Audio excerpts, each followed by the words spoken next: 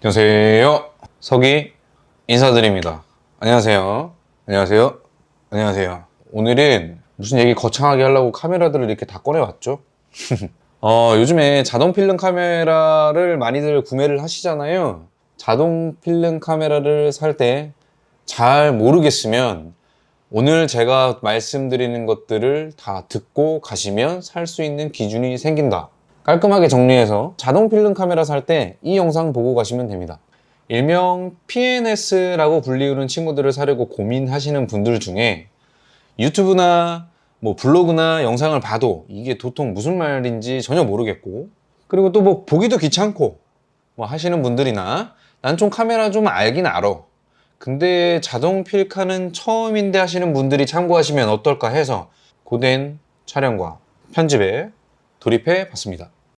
자, 그럼 우선 자동 필카란 무엇인가? 말 그대로 자동으로 찍어주는 카메라를 의미합니다. 이런 식으로 생겼어요. 카메라 렌즈 커버를 열고 이런 버튼 하나 눌러주면 네, 이렇게 사진이 찍힙니다. 일반적으로 카메라엔 사진을 만들어주는 다양한 광학적인 어떤 요소들이 들어있는데요. 이 광학적이란 말부터가 짜증나고 어렵잖아요. 이런 것들을 전혀 고민할 필요 없이 사진을 찍는 데 필요한 대부분의 요소를 이 카메라가 알아서 처리해주고 찍어줍니다. 대충 이런 기종들을 통칭해서 자동 카메라라고 합니다. 왜 포인트 앤 슛이라고 하시는지 아시겠죠? 대부분 생김새들은 요렇게 아니면 요렇게 생겼습니다.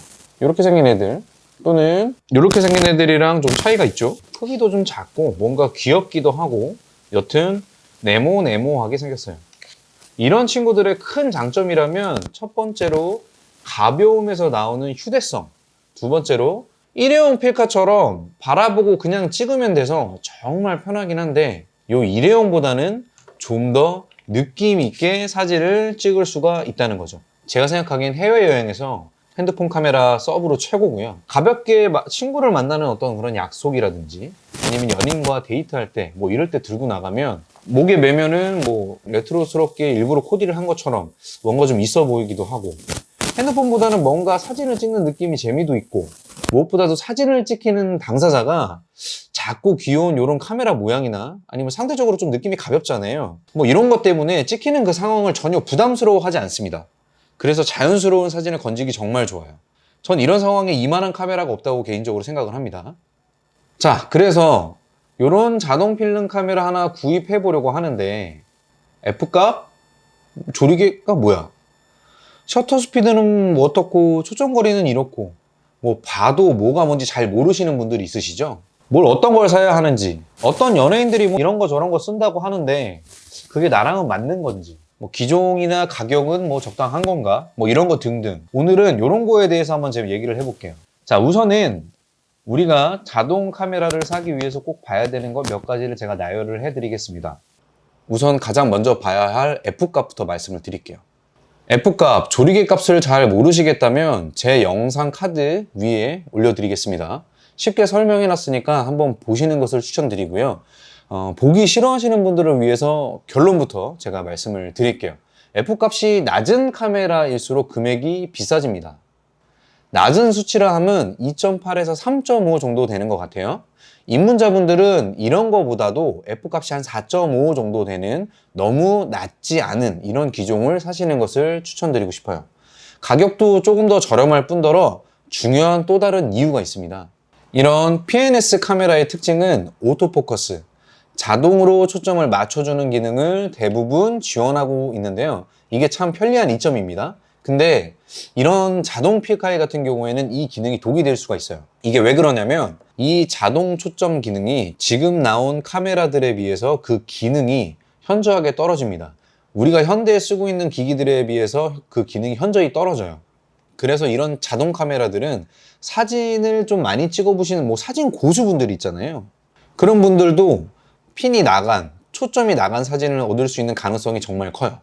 자, 그러면 우리도 이런 특징을 갖고 있는 카메라를 쓰게 될 텐데 조리개 수치가 굉장히 낮은 렌즈를 사용하게 되면 초점이 맞았을 경우엔 심도가 얕은 아웃포커싱이 굉장히 많이 된 사진을 건질 수는 있겠지만 그만큼 초점이 맞는 영역이 굉장히 짧기 때문에, 깊지 않기 때문에 카메라가 자동 초점에 실패하게 되면 100% 핀이 나간 사진을 얻게 됩니다. 아웃포커싱을 조금 더 포기하시고 초점이 좀 더 잘 맞는, 굉장히 소중한 그날의 추억이잖아요. 그 추억을 서너 장 꼭 더 건지시라는 거죠. 보통 이런 카메라들은 대부분 35mm 정도의 화각을 지원하는데요. 35mm면 광각의 영역에 속해요.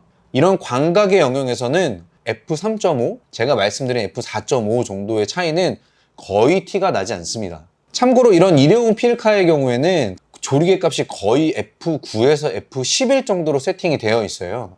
이게 사진의 표현력, 아까 말씀드린 아웃포커싱 부분에 있어서는 여러 가지 단점이 분명히 존재하지만 초점은 제가 갖고 있는 이 자동 필름 카메라보다 훨씬 초점은 잘 잡습니다.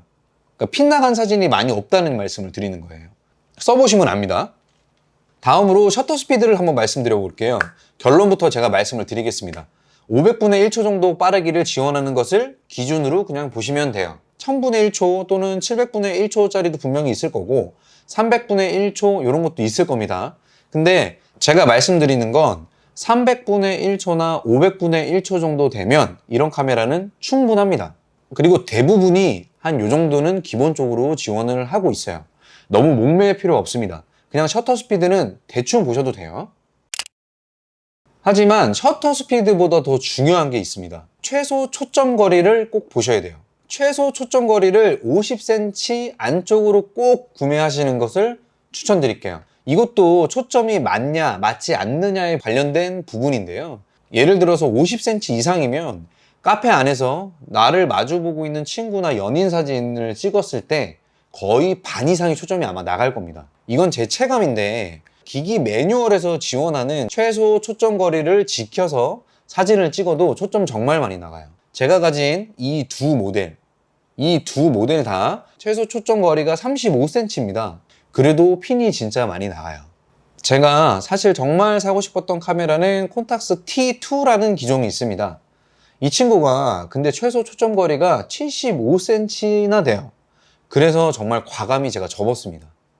최소 초점 거리 정말 중요합니다. 이거는 꼭 50cm 이하로 지원되는 기종을 꼭 구매하시는 걸 추천드릴게요. 다음은 플래시가 내장되어 있느냐, 내장이 되어 있지 않느냐인데요.